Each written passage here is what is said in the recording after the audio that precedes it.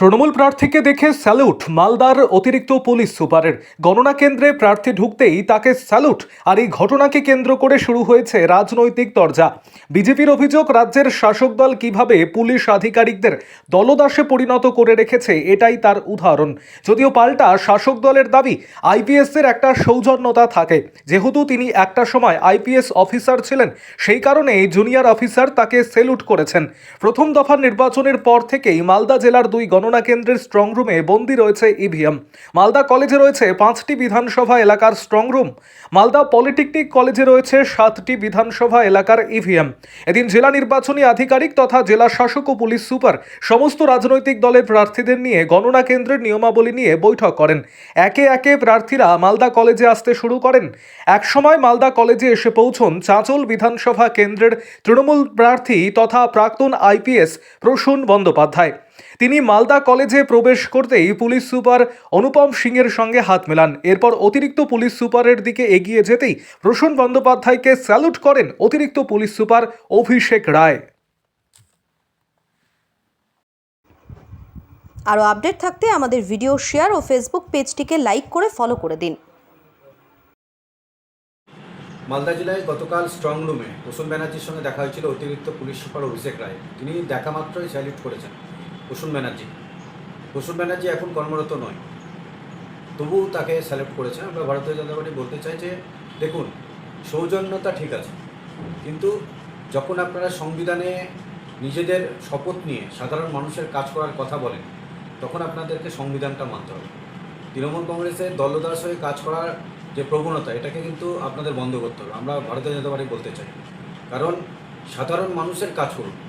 এই যে দলদাস কিছু শ্রেণীর পুলিশ অফিসার থেকে শুরু করে বিভিন্ন অ্যাডমিনিস্ট্রেটিভ অফিসারদের দেখেছি যারা দলদাস হয়ে কাজ করছেন, তাদের কাছে অনুরোধ করছি যে সাধারণ মানুষের কাজ করুন।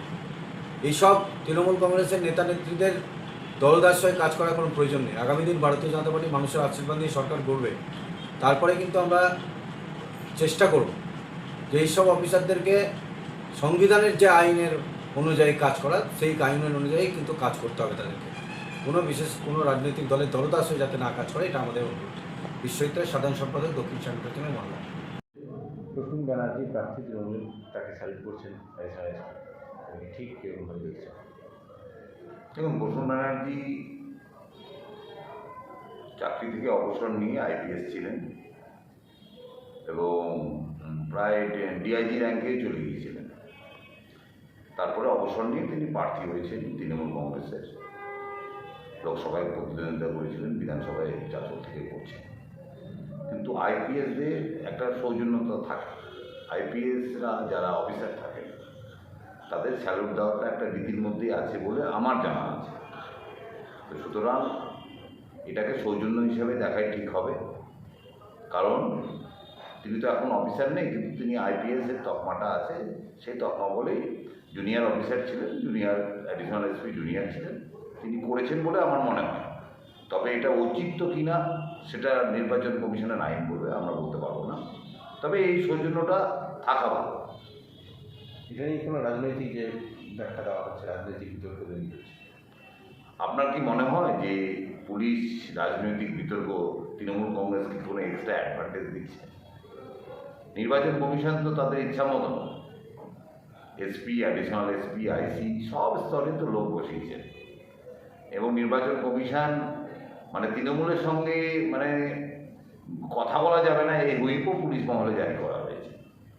তো সুতরাং ওই অফিসার, নতুন অফিসার, ও কোনো রাজনৈতিক সৌজন্যের জন্য করেছে বলে আমার মনে হয় না। সিনিয়র অফিসার, প্রাক্তন সিনিয়র অফিসার তাকে দেখে স্যালুট দিয়েছেন, এটাতে সৌজন্যতাই প্রকাশ পায় বলে আমি মনে করি, আমি ব্যক্তিগতভাবে মনে করি।